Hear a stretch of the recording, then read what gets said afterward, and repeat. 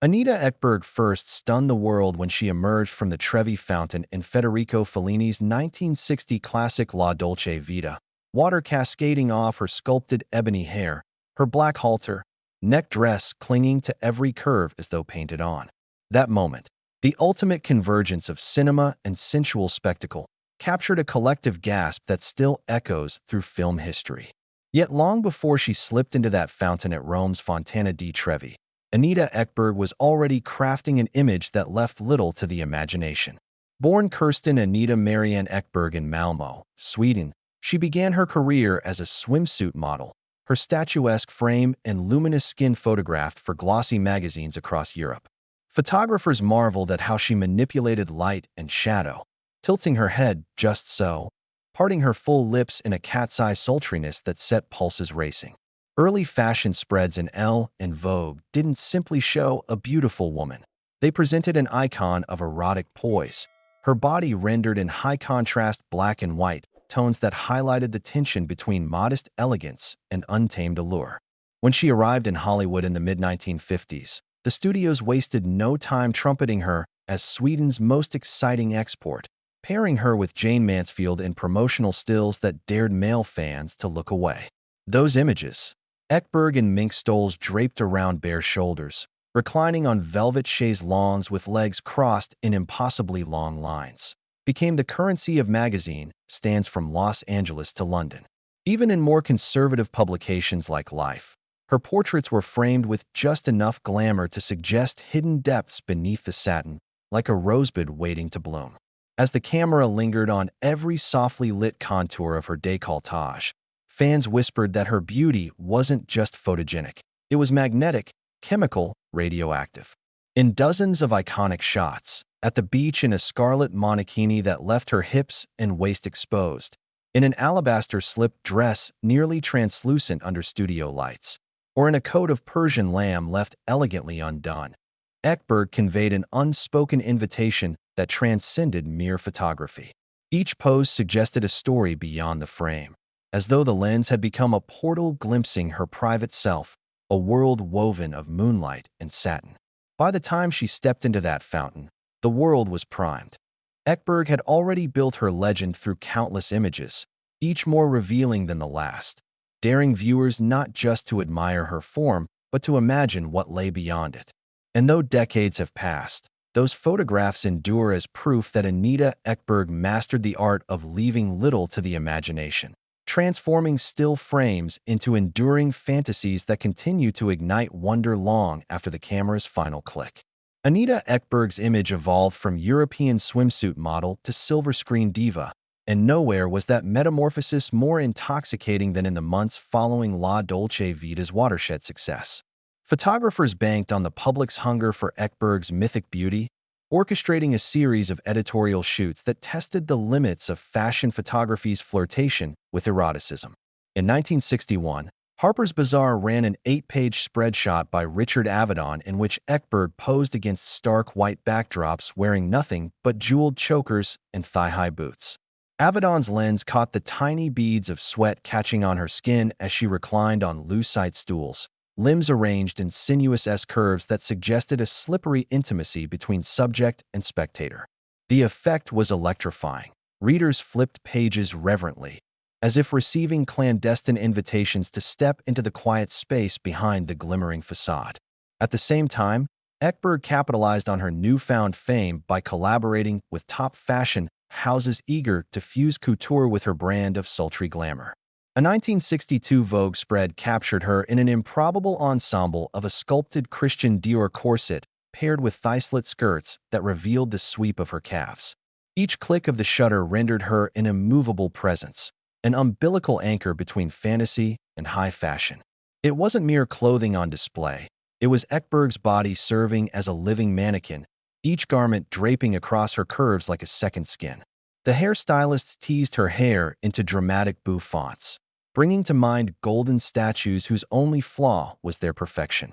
Makeup artists painted her lips a sumptuous crimson, the pigment spilling over the edges in a deliberate overline that made her smile look like a carved cameo.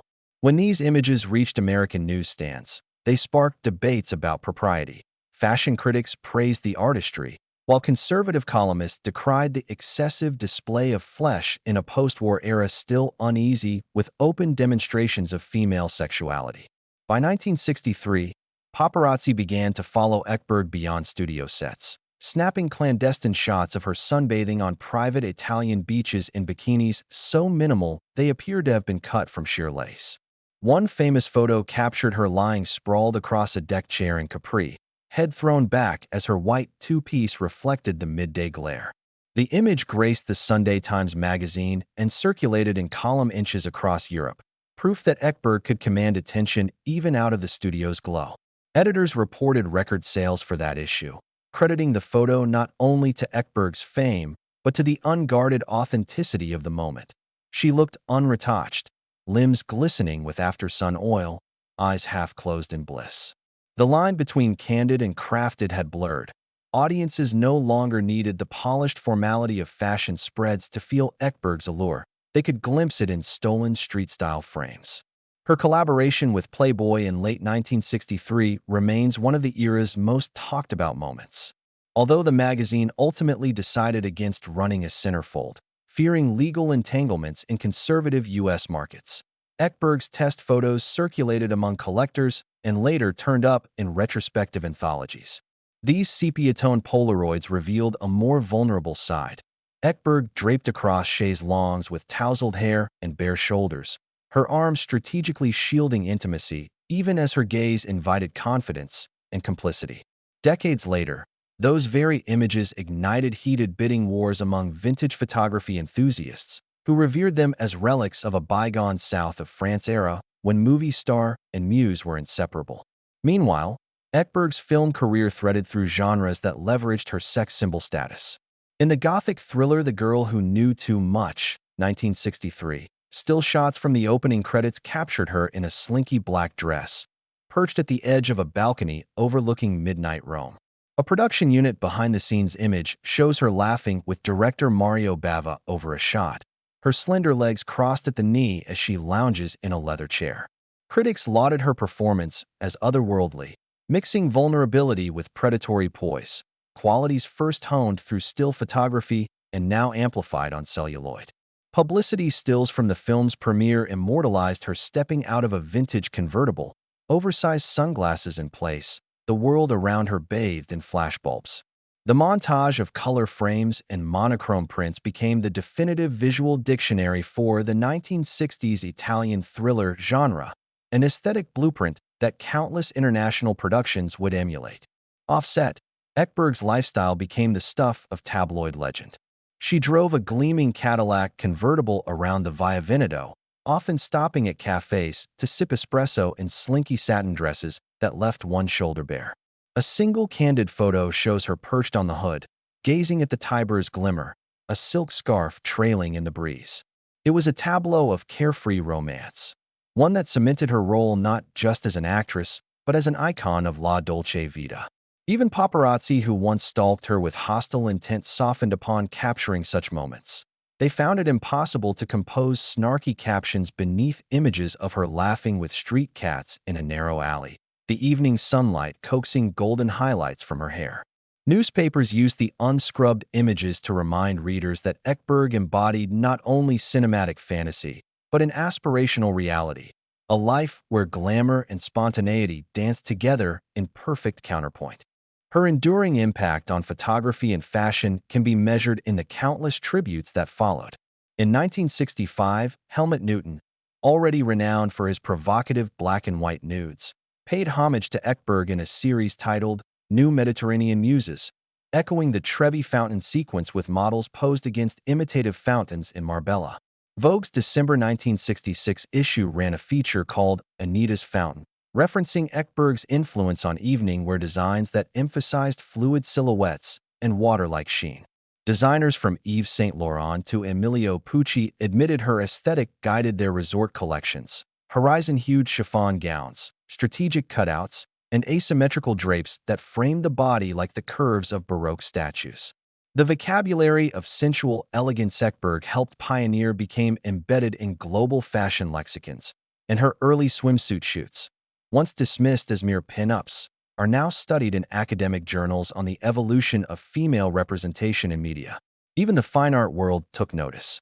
In 1972, Yves Klein, famed for his monochromatic blue canvases, incorporated Ekberg-inspired forms into a series of life-sized body prints in his signature hue, an audacious gesture linking her physicality with the era's avant-garde conceptualism. The exhibition caused uproar at Paris's L'Opera Gallery, where intellectuals debated whether the immateriality of Klein's pigment and the materiality of Ekberg's flesh could coexist beyond pure sexuality. That controversy only fueled further interest, and subsequent museum retrospectives have traced the lineage from Ekberg's 1960s fashion frames to contemporary art's ongoing dialogue about the female body. In the digital age, Ekberg's legacy thrives through myriad online archives and viral nostalgia feeds. Instagram accounts dedicated to Fountain Girls repost stylized stills from La Dolce Vita alongside vintage magazine covers, pairing them with modern-day recreations shot by fans in European fountains. TikTok creators choreograph slow-motion dives into local water features, channeling Ekberg's wet silk grace and tagging their posts #EkbergTribute. Street-style photographers in Milan and Stockholm capture models wearing bodysuits and high-waist belts in dimly lit courtyards, an unspoken nod to her iconic profile. Each repost, each homage, ensures her image remains as potent now as when she first turned the fountain's flow into cinematic legend.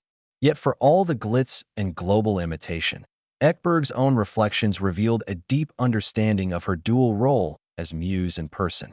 In a rare 1979 interview with Interview magazine, she said, "A photograph captures a soul moment, but that moment is mine alone. Every frame is a gift, not a trophy." Those words resonate across decades of photo collections and drop-dead fashion moments, reminding us that behind every still image of bare shoulders and sculpted curves stood a woman who wielded her own allure with intention and intellect. As we trace the arc of Anita Ekberg's career, from Swedish swimsuit girl to the queen of cinematic sensuality, her post-fountain life emerges as a testament to the power of visual storytelling. Every editorial shoot, every candid beach shot, every gown reveal built a mosaic of desire and defiance that challenged social mores and expanded the vocabulary of female glamour.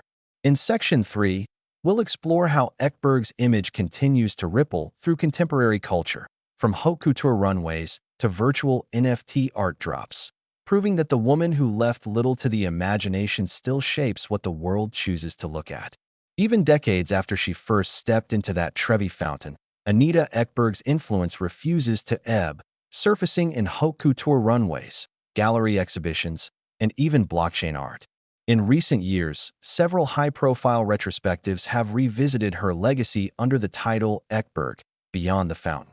In 2018, the Palazzo Pitti in Florence mounted a major exhibition pairing Ekberg's original La Dolce Vita costume sketches with Andy Warhol prints that had been inspired by her silhouette. Curators draped red velvet curtains over the gallery walls and installed a shallow, reflecting pool at the entrance, allowing visitors to wade in the faint echo of that iconic water moment. The show drew more than 200,000 attendees, many of whom arrived in 1960s style ensembles, boxy jackets, cat-eye sunglasses, and pencil skirt hems that paid homage to Ekberg's trademark lines. Fashion and art worlds continue to mine her image for fresh inspiration. Valentino's 2020 spring collection featured sheer panels and plunging necklines that critics called a clear nod to the Ekberg legacy. At Paris Couture Week, Dior unveiled a limited series of crystal-encrusted gowns that echoed the luminous sequins of her landmark halter dress, complete with waterfalls of beads trailing from the shoulders. Street photographers captured these designs outside the Grand Palais, noting the uncanny resemblance as models turned toward passing cars, skirts fluttering like liquid light under flashbulb glare. In the digital sphere, Anita Ekberg's visage has been enshrined as one of the early pioneers of celebrity NFTs. In 2022, a collection of 5 limited-edition non-fungible tokens dropped on RareArt, a platform specializing in vintage film memorabilia. Each NFT paired a high-resolution scan of a rare 35mm slide, never before published, with a looped animation of falling water and a snippet of Michelangelo Antonioni's original score. Collectors paid upwards of 1.2 ETH, over $2,000 at the time, for the chance to own a pixel-perfect slice of film history. The smart contract code even included a clause that donated 10% of secondary sale royalties to breast cancer research, a cause Ekberg herself had championed in her later life. Social media has become a virtual fountain of Ekberg tributes. On Instagram, the hashtag Fountain Goddess has over 150,000 posts, featuring everything from editorial recreations on city fountains to artful black and white selfies shot against marble walls. TikTok creators choreograph homage videos using slow-motion clips of water flowing over skin, set to vintage Italian pop tracks, tagging Ekberg as the original Liquid Muse. Even makeup brands reference her signature look, releasing limited edition Ekberg lip kits in deep scarlet and nude shades reminiscent of the shades lipstick artists once matched to her 1960s stills that in academic circles. Anita Ekberg's career is now required study in fashion history programs. University of the Arts London offers a module called From Matte to Wet, the photographic evolution of Anita Ekberg, pairing studio notes with analysis of how her body became a canvas for mid-century studio lighting techniques. Students pore over restored scans of Richard Avedon's behind-the-scenes Polaroids, noting how he manipulated reflections to accentuate her collarbones and the curve of her waist. Museum studies courses debate the ethics of conservation. Should Ekberg's original chiffon gowns, housed in private collections, be restored to wearable condition or preserved as fragile artifacts? Documentarians haven't let her allure slip from view, either. The 2021 Netflix special Hollywood Sirens dedicated an entire episode to Ekberg, blending archival footage with new interviews of her closest friends and co-stars.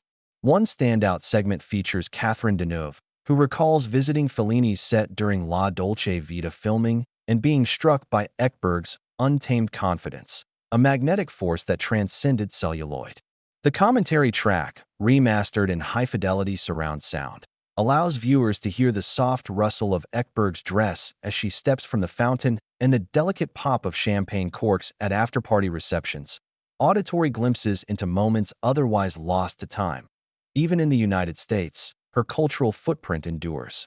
In Los Angeles, a pop-up, Trevi Revisited installation in Beverly Grove recreated the fountain's curve and water jets beneath a grove of cypress trees. Patrons queued for hours in the Los Angeles heat to wade into a scaled replica, capturing selfies that echoed the original screen moment. Nearby vintage shop owners reported surges in sales of 1960s Italian films, straw sun hats, and glossy postcards bearing Ekberg's most famous poses. The commercial world has also embraced her legacy. A luxury perfume labeled Fontana di Seta, launched by Italian fashion house Moschino in 2023, claims to evoke the intoxicating fusion of water, silk, and bold femininity. Bottle design mimics those flowing water forms, while ads feature a model in a flowing red gown reminiscent of Ekberg's, eyes closed, hair slicked back, standing in a slow-motion cascade. The campaign tagline, "Dive into Desire," directly references her cinematic dive, proving that even 64 years later, her most famous plunge still powers imaginations.